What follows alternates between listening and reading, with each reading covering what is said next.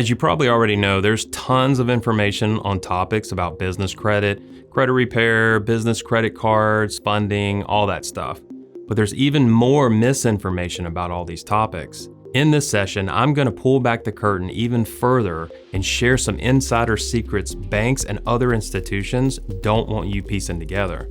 If you haven't seen the first two videos in this class, you'll want to go back and watch them. And I say that because none of this is going to work if you haven't already put together the proper steps I talk about in those first two videos. I'm going to assume if you've made it this far into the class, then you've already watched the previous videos, so let's get started. Ideal LLC criteria for applying for business credit right now is a 2-year-old LLC or greater, classified as low risk, generic LLC names, right? Nothing specific, revenue, or estimated revenue, and banking relationships. If you have all this right now, you're in a position to move very quickly. If you're not, don't worry, most people aren't. That's why you're here. Okay, the first thing we want to do is set up a low-risk LLC. Notice I didn't say set up an LLC. There's a big difference between regular LLC setup and a low-risk LLC setup. So if you're going to LegalZoom, answering a few questions, popping out a brand new LLC won't cut it if you want the highest credit limit approvals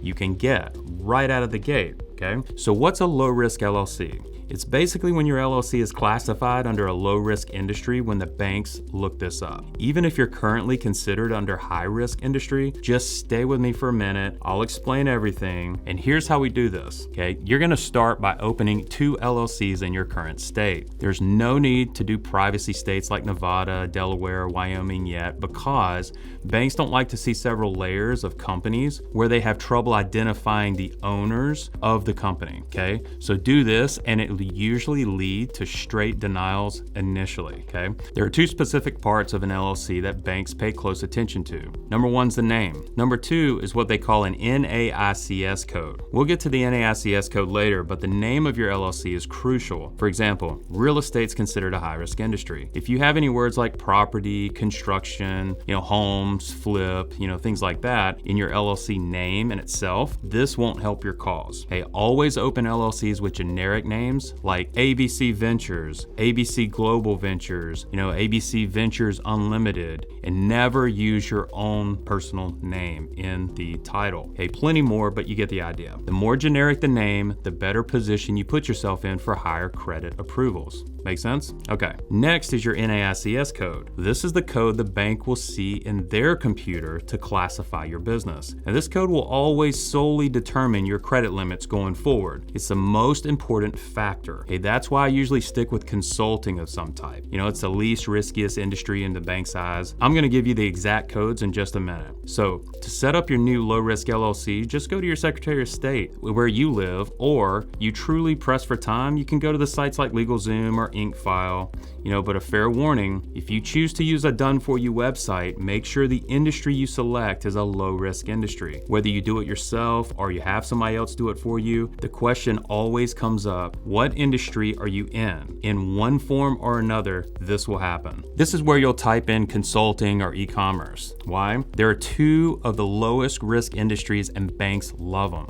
I generally stick with consulting services because they're the most flexible, but if you have an actual e-commerce store, you'll want to go with that. There are several types of consulting services. You could be looking at consulting, general consulting, marketing consulting, management consulting, selecting any of them's fine. And next, banks look at the NAICS code of the company. The 2 NAICS codes you'll want to focus on are consulting 541611 and e-commerce 454111. And here's why this is so awesome. Even if you're currently at a high-risk industry, you create brand new low-risk LLCs in the consulting industry and always loan that money to your other companies. Now you see how all this can play out, right? This is super powerful going forward. And check this out. For each LLC you create, you'll be able to get about $150,000 or more over time. It's insane, right? Banks do not want you to figure this out. Okay, so what's next? Now, we have to set up a business identity in the world, but don't worry. No need for a brick and mortar office lease or an expensive office build out or even buying a building. Nope, none of that. The only steps you need are a business domain name, a one-page website that can literally say it's under construction, a business phone number, which Google Voice is fine, a business virtual address, which is just access to a local company that you can use, and a business email at your business website address. Your all-in grand total about this investment is about $100. So now that we've done all that, it's time to create a plan that gets us to the finish line quickly. So what banks do we apply to? What order do we apply? How do we properly establish relationships with these banks? All of this will play a role into getting the highest credit lines possible. For the bank to set up a new business checking account, you'll need all of your LLC documents for creating your LLC, your EIN document from the IRS, an LLC operating agreement, which basically just shows that you are proof of majority ownership in your company that you just set up. So don't walk into a bank without these. Digital copies won't count. Print them off and put them in a folder, keep them organized, and walk in the bank. There are thousands of banks, but you always want to go after the big ones first due to their application rules.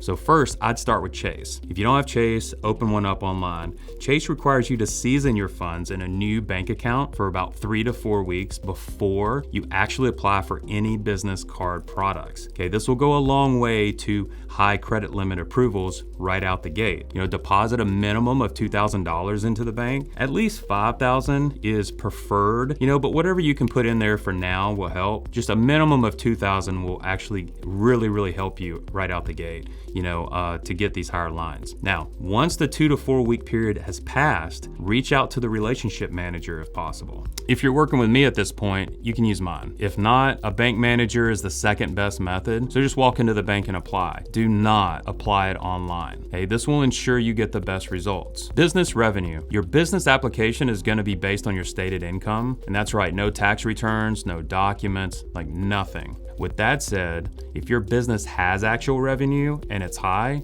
then you should put that. If your business is brand new, here's a little insider tip to help you with this. When an application asks you for your annual business income and your annual personal income, what it's really asking is what do you expect to make by the end of the year? I always like to be optimistic here because I truly believe I'm gonna be successful. So here's what that looks like for a brand new LLC. The annual business income, I'd probably say $475,000. Your annual personal income, I'd probably stick somewhere around $170,000. So why these numbers? Well, I truly believe that at the end of the year, those numbers are realistic. So if you make more, put more. Just know, if your numbers get too high and unbelievable and you can't actually back them up with sales, then they may ask you for proof. So stick to the numbers I gave you if you're not sure. From there, all your new business info goes into the rest of your application and boom, you're done. Even though sometimes we moved at lightning speed, I've only scratched the surface of what's possible. So what's next? I don't think it's a secret. I'm pretty sure you know that this is leading up to the release of our LaunchGrid private coaching program. And that's one of the reasons I made these free videos for you. It was sort of like an audition. And after you watch them, I wanted you to be able to say, dude, this dude walks the walk. So seriously, how'd I do? Well, here's the thing. I want to be clear. I'm blown away,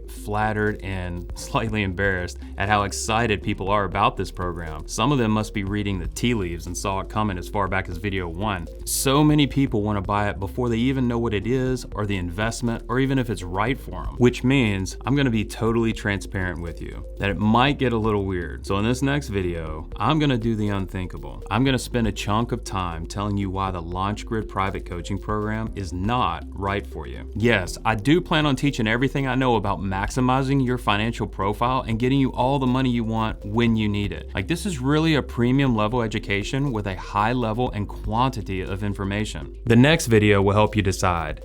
And even though it might seem like I'm sort of rooting against success, I'm really not. I just want the right people for the limited amount of openings that I've got in this membership. I'm putting extra effort into the last video to make sure you have everything you need to decide if working together is the right fit for you. We'll talk soon.